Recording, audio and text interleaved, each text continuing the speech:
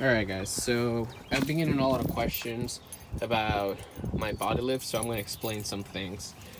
When you get the body lift, there is a couple things that you get with the body lift. You get the actual body mounts, you get the extension for the tank, and then you get the steering shaft extension. So I'm going to show you what I did for all of those things.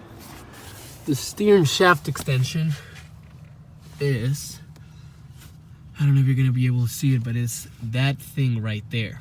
So what you need to do is you need to take the carpet off, you need to take that rubber piece off, and then there's a plate back there with screws, so you can see, take that off. And what you're gonna see is this part of the shaft connects to something else down there. So what you're gonna do is you're gonna take the bolts out so you can unhook it, and then what you're gonna do is you're just gonna get the extension, which is that black part.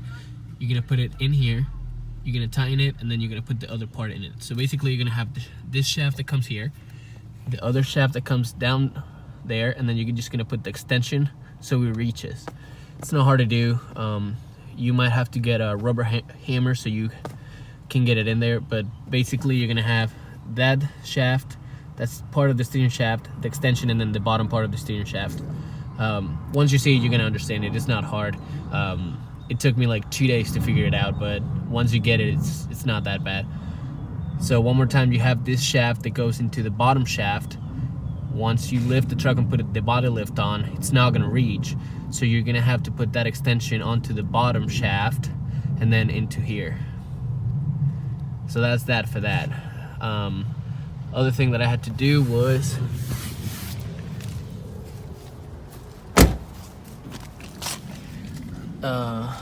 down here. I don't know if you're gonna be able to see it, but there it is. You gotta extend the hoses that go to the gas tank. So what you need to do is, I don't know if you see those screws down there. There's like 8 screws that hold the actual pipe to the gas tank. You need to take those screws out and then take the entire thing off so you can cut it and put the extension.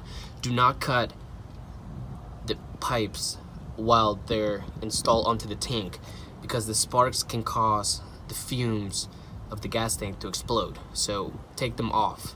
And then you're gonna get this cable so you can ground everything, so when you're putting gas there's no like sparks or anything. So that is the extension right there. What you do is you literally have 2 tubes, as you can see here, 1 and 2. You literally take those out, cut them, and then install the extension, and then that's it. You hook it up to the gas cap again.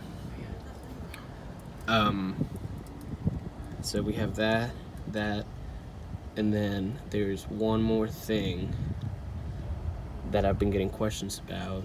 That is, it was the steering shaft, the gas, and then the shocks.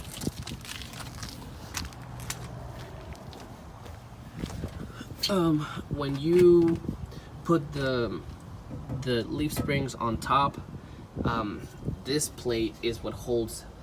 If you see that nipple right there, that's what holds the shock.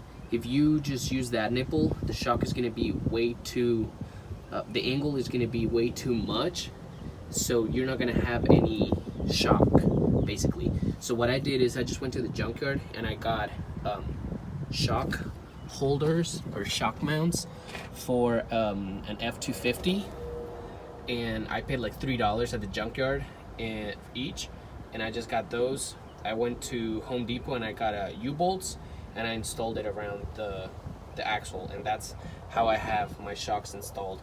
And now it's not as bouncy.